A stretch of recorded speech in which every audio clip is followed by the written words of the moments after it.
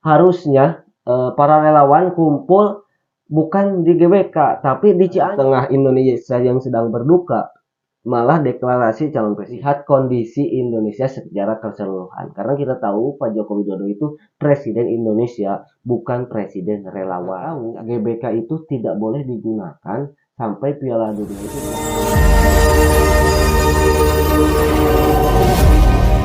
Assalamualaikum warahmatullahi wabarakatuh. Halo teman-teman, selamat datang kembali di channel Jabrun Official. Channel yang akan membahas berbagai hal, kisah, sejarah, biografi tokoh, tragedi, peristiwa, serta aktivitas dan kegiatan lainnya, tentunya yang terjadi di negara kita tercinta, di mana lagi kalau bukan di Indonesia. Dan pada video kali ini kita akan sedikit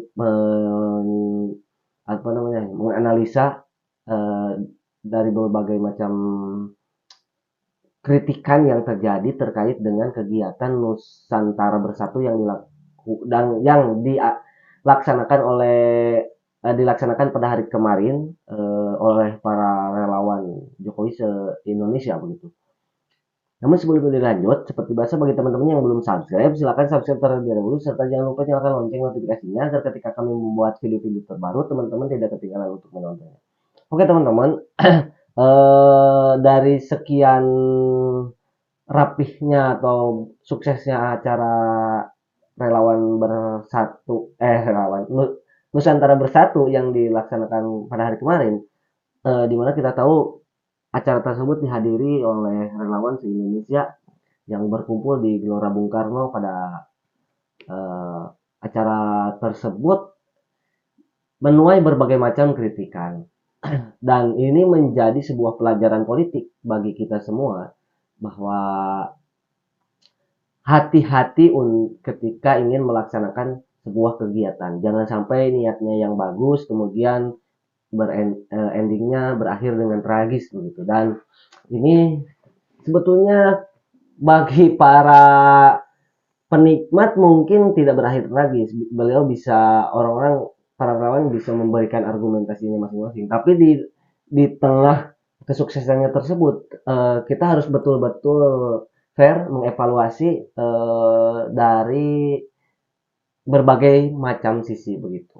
Pertama, bahwa di tengah-tengah sambutannya Pak Joko Widodo itu ada ucapan yang beliau mengatakan bahwa hati-hati dalam menentukan pemimpin atau dalam menentukan pilihan calon presiden. Jangan sampai memilih pemimpin yang hanya enak-enakan duduk di istana menikmati dinginnya AC istana begitu. Dan ucapan ini disampaikan kepada relawan Pak Joko Widodo, di mana kita tahu sebelumnya para relawan ini mengunjungi Pak Erlangga Hartarto, kemudian Pak Prabowo Subianto. Dan jika kita melihat konteks demikian, maka para relawan jangan sampai salah pilih. Sepertinya saya duga atau saya kira ada menteri yang memang sampai saat ini tidak kelihatan gelagatnya sering kunjungan ke daerah-daerah begitu, atau tidak belusukan ke wilayah-wilayah. Dan ini hati-hati, jangan sampai relawan jatuh pilihan kepada orang tersebut. Carilah calon pemimpin yang suka turun ke lapangan, peduli terhadap apa yang diinginkan masyarakat, peduli apa yang diinginkan oleh rakyat. Sampai kalau sibuk memikirkan rakyat kan kelihatan dari mukanya, kurang lebih begitu. Wajahnya juga lebih agak tua, kerut-kerut gimana gitu. Bahkan tidak menutup kemungkinan karena sering memikirkan rakyat, rambutnya hingga sampai ubanan gitu. Nah, itu juga mendapat banyak sekali sorotan atau banyak sekali kritikan, termasuk dari Sekjen PDIP itu sendiri. Sekjen PDIP sendiri, kita tahu Pak Hasto mengatakan bahwa tidak setuju ketika calon pemimpin ditentukan oleh kriterianya ditentukan oleh rambut yang ubanan gitu. Jadi sebetulnya publik pun mengamini dan mengiyakan pendapat Pak Hasto tersebut, karena memang tidak ada korelasinya antara rambut putih dengan kinerja seseorang. Tidak ada korelasinya antara rambut putihnya seseorang dengan kepribadian seseorang begitu. Dan ini semua orang pun sepakat demikian. Harusnya ketika Pak Jokowi ingin mengendorse Pak Ganjar Pranowo, tidak harus menggunakan atau tidak harus menggunakan analogi kinerjanya dengan rambut putih begitu. Kemudian juga yang menjadi kritikan adalah eh, terkait dengan yang dilakukan deklarasi atau kegiatan tersebut dilakukan oleh para relawan dengan bertajuk Nusantara Bersatu di tengah-tengah Indonesia sedang berduka, dan ini harus jadi perhatian tuh bagi si Bang Immanuel dan kawan-kawan dan sebagainya.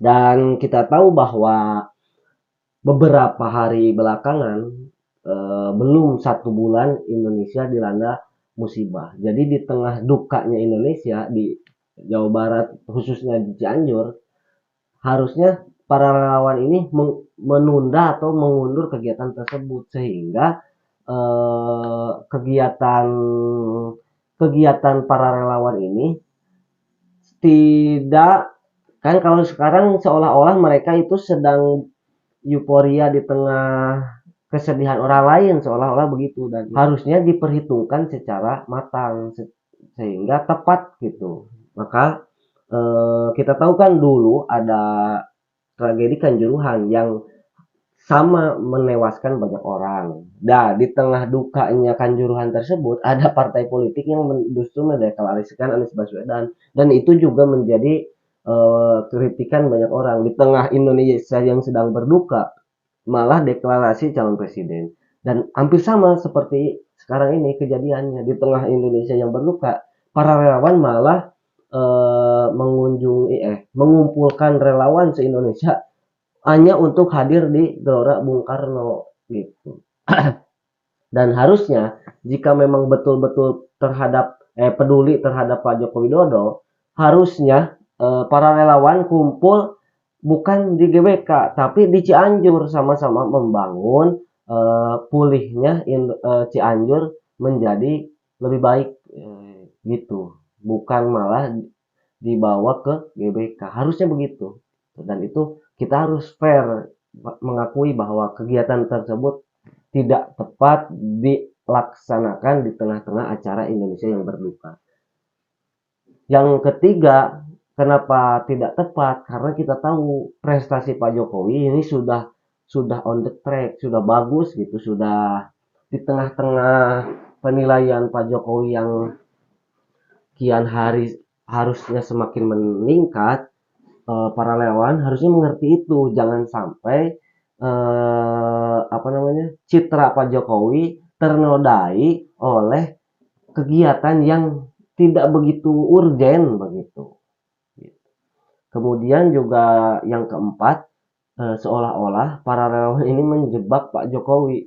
Eh, Pak Jokowi ya hampir berhubungan dengan makna yang ketiga sebetulnya, karena memang eh, kalau kita lihat dari berbagai macam kegiatan yang dilakukan oleh para relawan, ya betul Pak Jokowi seolah-olah tidak bisa menolak untuk menghadiri kegiatan relawan tersebut. Hampir semua kegiatan yang dilakukan oleh para relawan itu Pak Jokowi selalu hadir, karena memang mungkin kecintaan Pak Jokowi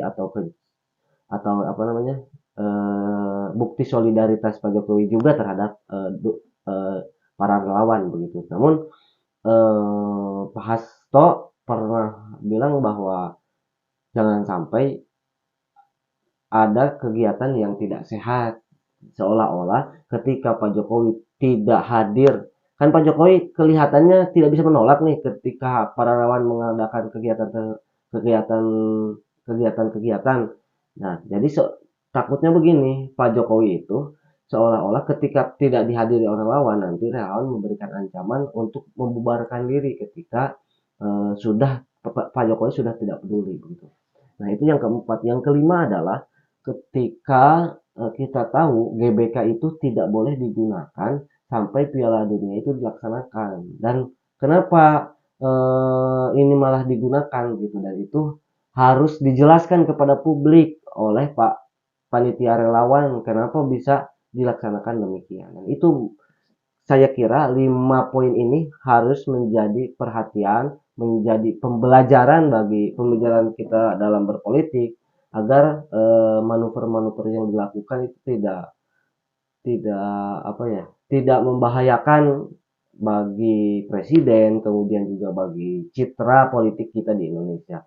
Dan dalam hal ini kita respect kepada partai PDI Perjuangan yang memberikan kritik secara rasional kepada para relawan khususnya dan juga kepada Pak Joko Widodo sebagai presiden yang kita tahu kalau PDI itu ketika kadernya masih menjabat sebagai kepala negara, sebagai kepala daerah, sebagai anggota DPR dan lain sebagainya, belum selesai dari jabatannya, PDI itu harus selalu mengkritik harus seolah-olah begini, harus fokus aja dulu kerja, jangan dulu ngurusin yang lain. Kurang lebih suka begitu PDI itu. Jadi beda dari partai-partai yang lain gitu. Dan siapapun yang melanggar hal tersebut pasti dikritik dulu. Ganjar suruh fokus dulu ngurus Jawa Tengah, jangan dulu keluyuran kemana-mana.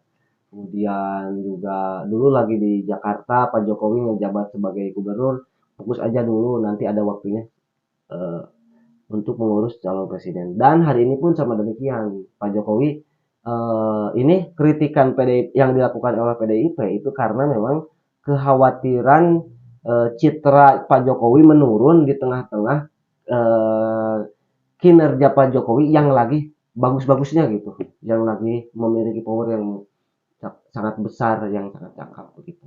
Takutnya dijerumuskan oleh kegiatan yang seolah-olah nantinya menjebak citra Pak Jokowi menjadi menurun kembali begitu. Dan itulah mungkin teman-teman hikmah pembelajaran politik yang bisa kita ambil dari kegiatan tersebut.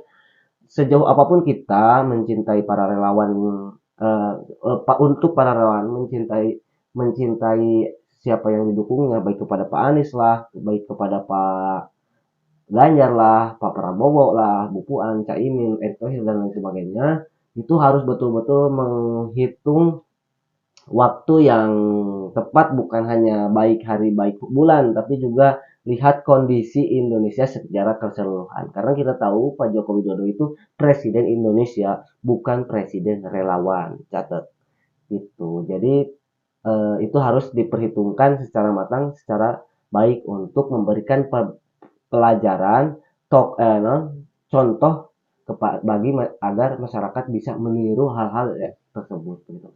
Itulah teman-teman, terima kasih atas segala perhatian, mohon maaf atas segala kekurangan. Subhanallah wa ni'mal wakil, billahi taufiq wal hidayah. Wassalamualaikum warahmatullahi wabarakatuh. Dadah.